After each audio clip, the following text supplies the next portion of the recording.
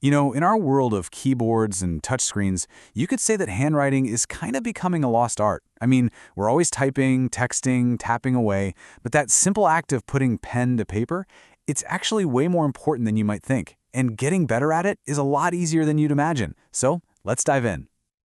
Okay, take a look at these two images.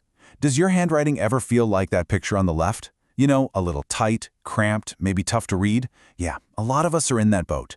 But the goal, what we're aiming for, is the writing on the right. Relaxed, clear, and just easy on the eyes.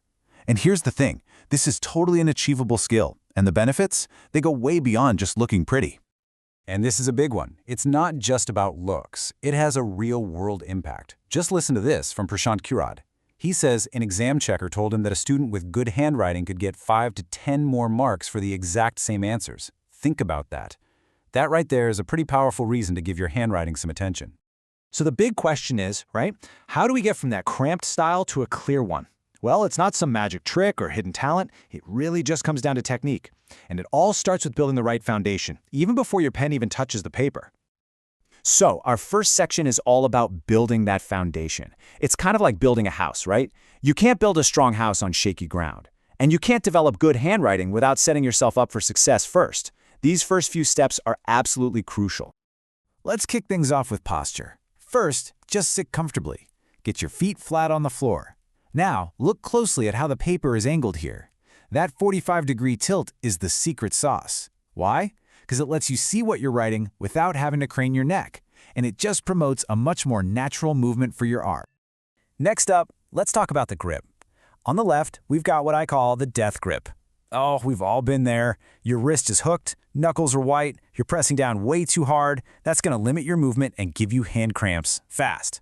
The goal is what you see on the right, a relaxed, comfy grip with a straight wrist. This is so important because it frees up your entire arm to do the work. Of course, you're going to need a pen. But listen, you do not need to spend a lot of money. The best pen for you is the one that just feels right in your hand. You're looking for two things, a comfortable grip and, this is critical, ink that flows smoothly without skipping. It doesn't matter if it's a Uniball Signo or a simple Agni 4080. Comfort and flow are the name of the game.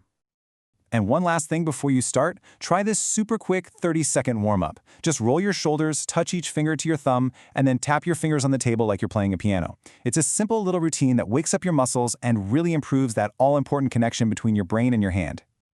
All right, with our foundation all set, let's jump into Section 2, Mastering the Mechanics. This is all about the physical act of actually writing well.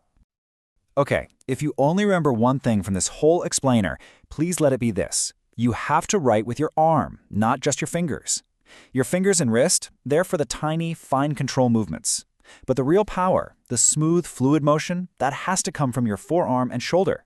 Seriously, this is the secret to writing without getting tired and achieving those beautiful, smooth lines. This quote really just says it all, doesn't it? It perfectly captures why that golden rule is so important.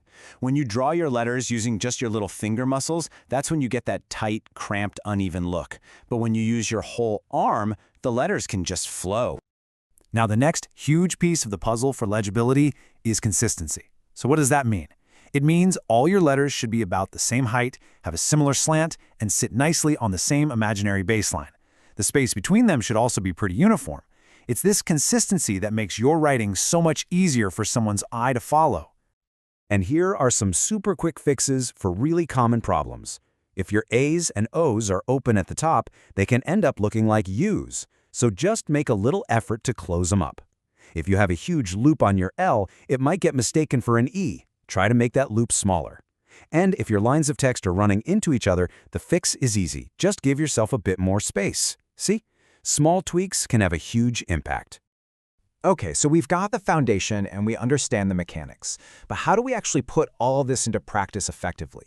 Well, that brings us to our third section, smart practice and a little bit of self-analysis. This is so important. I mean, you can do practice drills all day long, but if you're not targeting your specific issues, you're just spinning your wheels. The very first step to making real improvements is to become a detective and actually analyze your own handwriting to figure out what needs fixing. This here is your diagnostic checklist.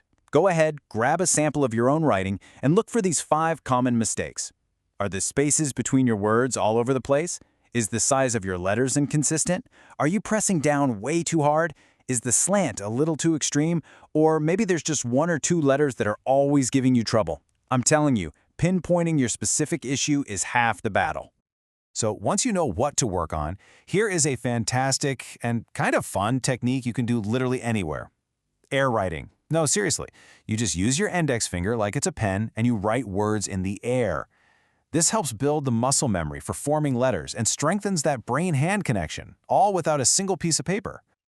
And this image really captures the freedom of that technique, right? You could be waiting in line at the store, sitting in a car, just listening to some music. You can always be practicing those movements, building that muscle memory until good, fluid handwriting becomes second nature. And finally, let's talk about the real end goal here.